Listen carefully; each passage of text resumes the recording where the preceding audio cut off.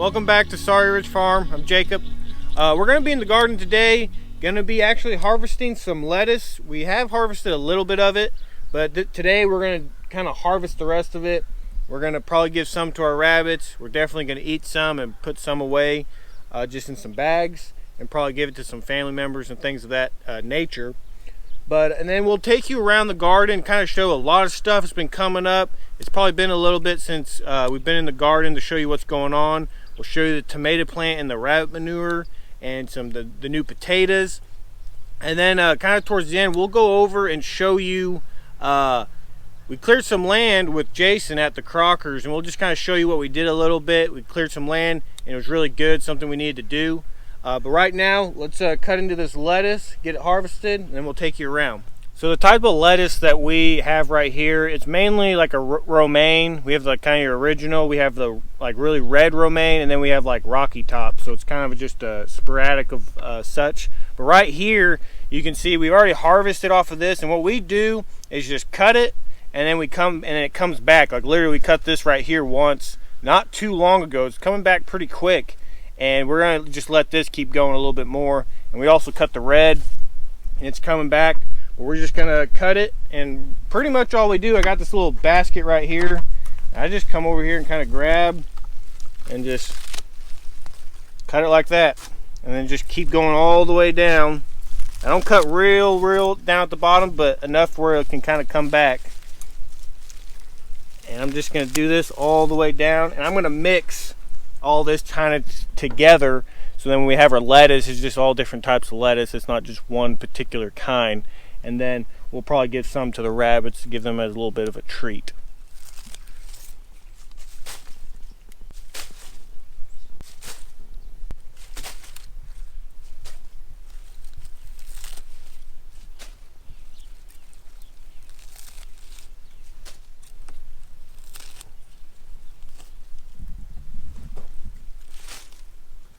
So over here we got our green beans, and they're growing up really good. And we actually took y'all's advice earlier when we did plant these. We left spacing in between, and y'all said we didn't really have to do that because we're putting it in a raised bed. So we actually kind of did, I guess you'd say, a succession planting, and we planted another row in between.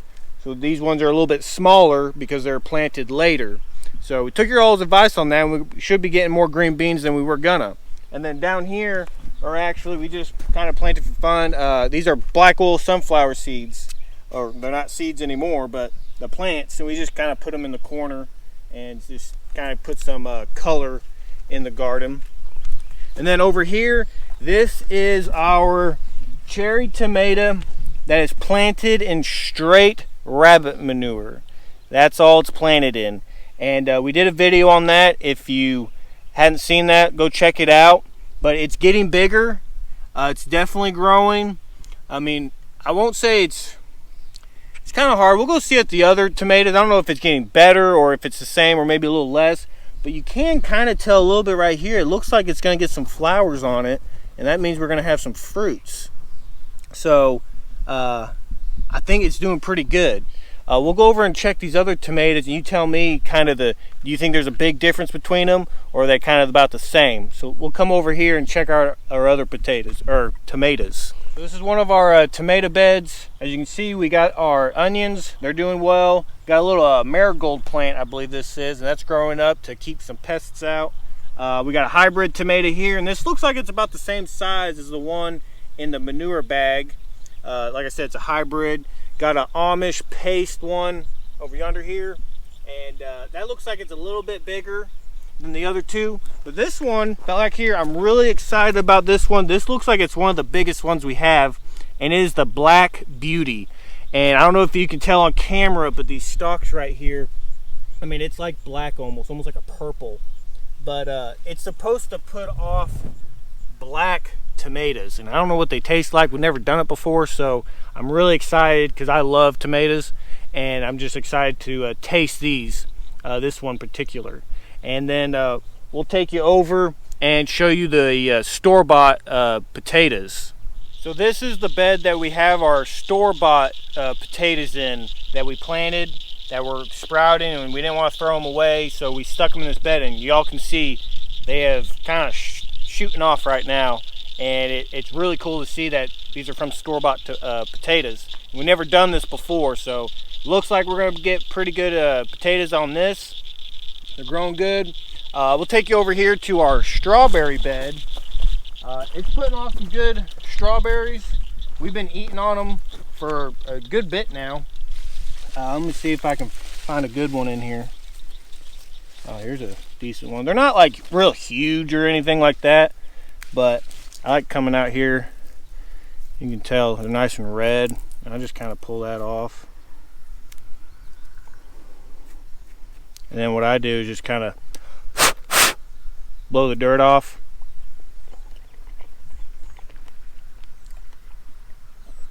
Oh yeah, that's pretty good.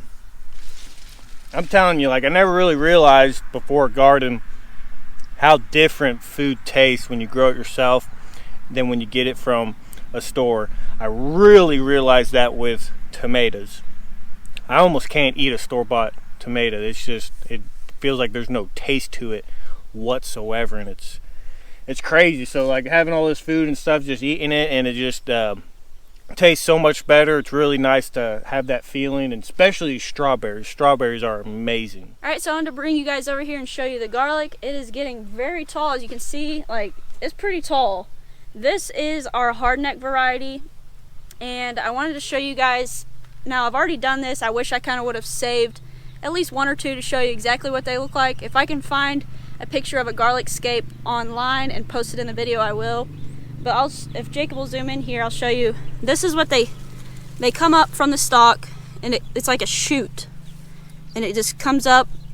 And this one has already been picked off. Like, I already picked them off, but it's just a kind of a hard stem that comes up the center of the garlic, and it only does this on the hardneck variety. But a lot of people, well, you're supposed to pick the scapes off if you want a larger bulb. Now, you can leave the scapes on, but a lot of people say you want to definitely take those off, because if you leave them on and let them go to flower, you'll just have garlic everywhere. I mean, it grows like a weed if you don't pick those scapes off. A lot of people, they'll can them, they'll pickle them. You can do a lot of things with your garlic scapes, but you definitely don't really want to leave them on if you want a larger garlic clove, or garlic bulb, I mean. And also, if you don't take them off, they'll spread like crazy. So that's a little update on the garlic. Oh, and another thing, if you can see, some of the tips of these leaves are kind of getting yellow like that. And don't worry if that happens to your garlic. That just means that they need to be fertilized. And with all the rain that we've been getting here in the raised beds, it just washes out that fertilizer. And we do keep fertilizing them. I actually just fertilized them yesterday, but you might see that on your garlic if you've been getting a lot of rain, because it washes the nutrients out of the soil.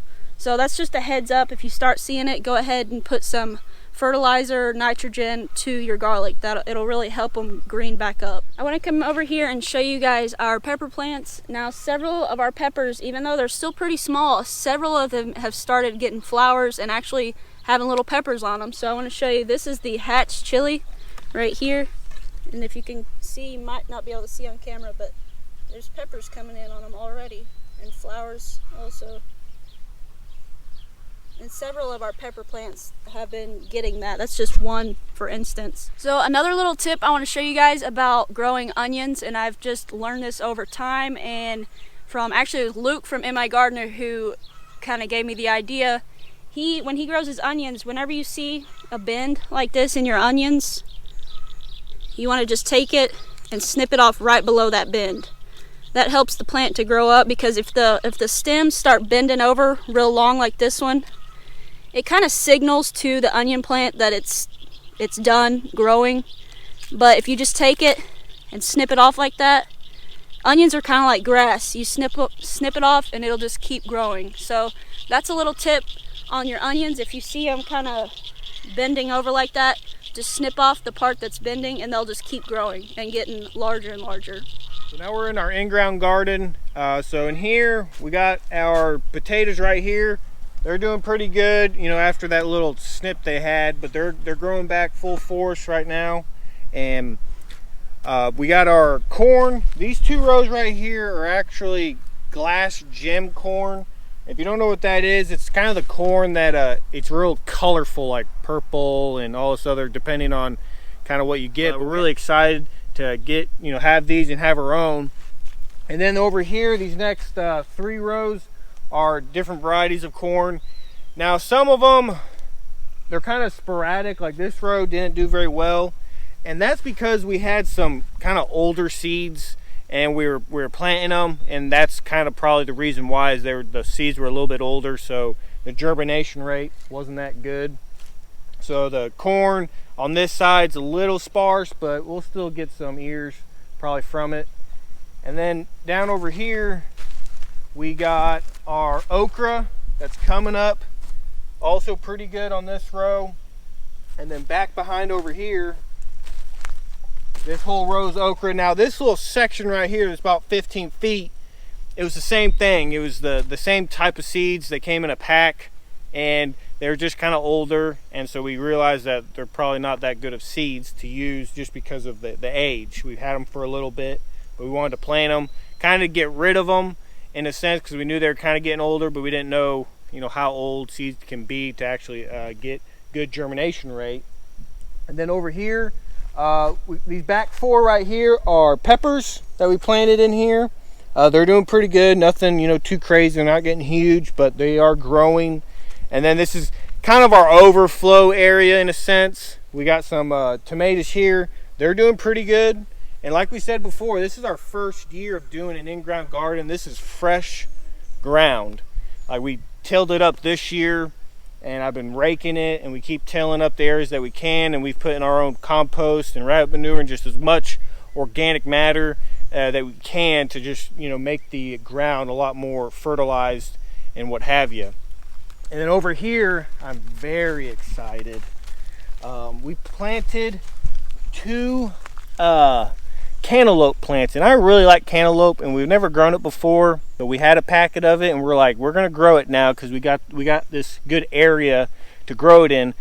We had 2 spots for it. The other one didn't look like it did very well, but this one right here, we planted 2 seeds and we got 2 of them coming up. So I'm really hoping that this kind of takes off and we get, I'd be happy if we just got 1 cantaloupe just so I could try a homegrown cantaloupe, because I haven't never tried one, but I really like cantaloupe.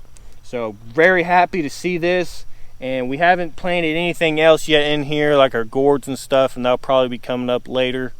But that's pretty much our whole garden area and such. But we're gonna take you over, like we were talking about before. We cleared some land with Jason at the Crockers, and we just kind of wanted to show you the aftermath that we did and why we did what we did over here in our field. So we're over here kind of at like the corner of our property in our goat pen. And over here, Jason from the Crockers came over, and this is what we did. We just cleared this section right here, and he was needing some cedar post for his tiny cabin. I think it's for his porch or something like that. And I had about pretty much about 8 good sized trees in here, and the rest were kind of just little small ones. But we came in and cut it all, and then we started cutting some pieces, and we're stacking it for his tiny house and just some projects that he has some ideas of and everything. And then sometime I'll kind of pile the limbs up and just kind of burn them. And the one reason why we cut this out is, first of all, there's a power line right here.